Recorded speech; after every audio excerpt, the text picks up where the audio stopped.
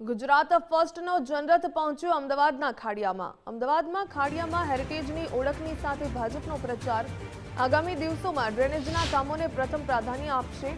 ઐતિહાસિક હેરિટેજ વારસાની જાળવણી કરવામાં આવશે તો વિપક્ષી ઉમેદવારો ચોમાસાના દેડકા સમાન છે તેવું ભાજપે નિવેદન આપ્યું। સાથે જ કહ્યું કે ખાડિયામાં વર્ષોથી ભાજપનો ભગવો સતત લહેરાઈ રહ્યો છે। આ વખતે પણ ભાજપનો ભવ્ય વિજય થશે તેવો ઉમેદવારોએ વિશ્વાસ વ્યક્ત કર્યો।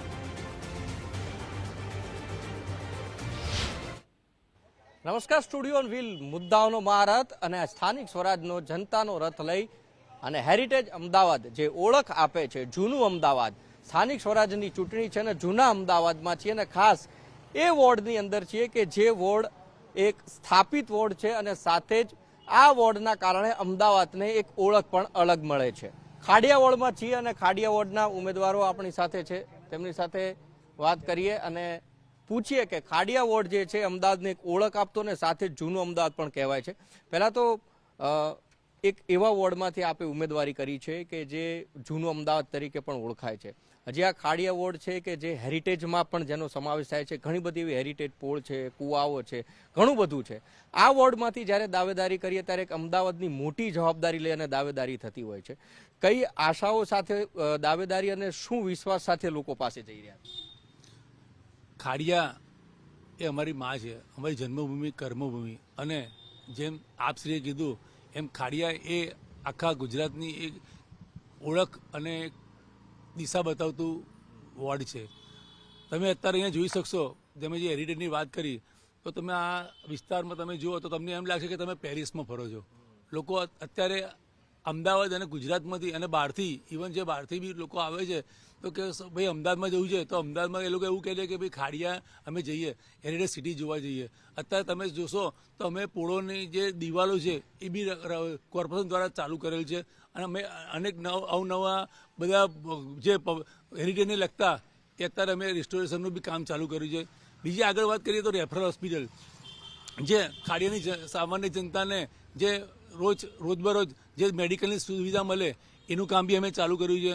બીજી વાત પાણીની, તો પાણીની ટાંકી અત્યારે જે ઓવર ટાંકી જે બને, જે પહેલાં જે ક્ષમતા હતી એના કરતાં 3 ગણી જે ક્ષમતા છે એ ટાંકીનું નિર્માણ થઈ ચૂક્યું છે।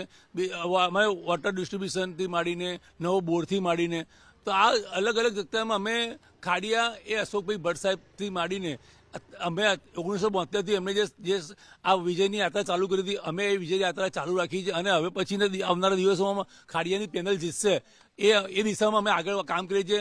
અને અમે જે ખાડિયાની જે અશોકભાઈ ભટ્ટ સાહેબ અમને શીખવાડ્યું છે કે અમારો ખાડિયાનો મતદાર એ મતદાર નથી, એ અમારો પરિવારનો સભ્ય છે, એટલે અમે એ દિશામાં કામ કરીએ। અમે કાયમ કોઈ દિવસ જે પરિવાર જોડે ગયા છે તો અમે મતની આશાથી ગયા નથી, એમની જોડે એક પરિવારની ભાવનાથી જ અમે એ લોકોની વચ્ચે ગયા છે। એટલે ખાડિયા એ અમારી જન્મભૂમિ અને કર્મભૂમિ અને અમારી માં છે। અમે ખાડિયાને નતમસ્તક વંદન કરીએ છીએ।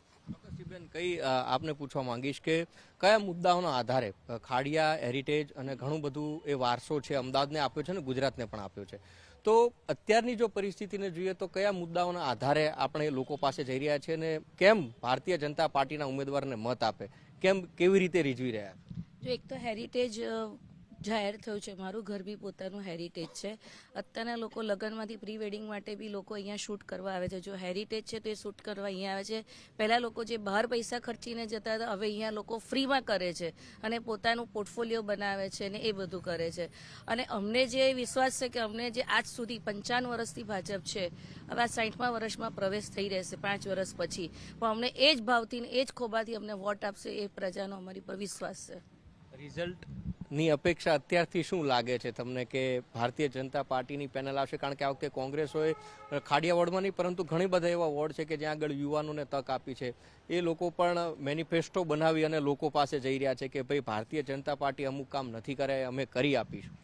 ભાજપે અત્યાર સુધીમાં જે પૂર્વ કોર્પોરેટરો હતા, ધારાસભ્ય હતા, જે અમારા એમને ફૂલ કામ કર્યું છે, એવું કશું જ નથી। આજે બીજા માળ સુધી પણ લોકોને ત્યાં પાણી આવે છે, પણ જો સ્ટોરેજ કરવું હોય તો એટલું પાણી તો ના જ હોય, કારણ કે આપણે એટલું બધો વપરાશ પણ નથી અહીંયા આગળ।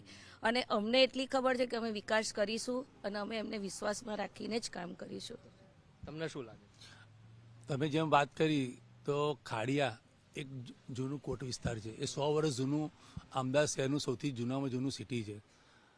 તો પાણી અને ડ્રેનેજ લાઈન જે સૌથી જૂની છે એ અમે અત્યારે ઓછામાં ઓછા 46 જગ્યાએ પોળવાનું કામ ચાલુ છે અને આવનારા દિવસોમાં જે અમદાવાદ મ્યુનિસિપલ કોર્પોરેશન અને ભારતીય જનતા પાર્ટીની સરકારે જે 55 કરોડથી વધારે જે નવી પાઇપલાઇન અને ડ્રેનેજની અને પાણીની લાઈન નાખવાનું જે કામ ટેન્ડર પાસ કરીને કામ ચાલુ કર્યું છે, આવનારા દિવસોમાં પાણી અને ગટરની સમસ્યા કાયમી ઉકેલ આવી જશે એ દિશામાં બી અમે કામ કરીએ અને પ્રજાની વચ્ચે અમે નિરંતર એક આજે આવ્યા છે એવું નથી.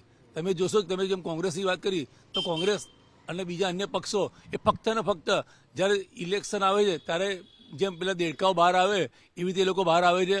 અમે તો પબ્લિક જ્યારે પ્રજાની વચ્ચે અમે નિરંતર 365 દિવસ 24 કલાક પ્રજાની વચ્ચે રહીએ છીએ એટલે અમે એક અમને ગર્વ થાય છે એનો. અન્ય પણ ઉમેદવાર છે તેમની સાથે વાત કરીએ. ખાસ તમારું શું માનવું છે? અને જેમ બે ઉમેદવારોનું કહેવું છે કે પૂર્વના કામો હેરિટેજની જવાબદારીની સાથે ડ્રેનેજના જે કામો છે એ ચાલી રહ્યા છે, આપ કયા વિશ્વાસ સાથે લોકોની વચ્ચે જઈ રહ્યા છો અને લોકો પાસે શું માંગણી?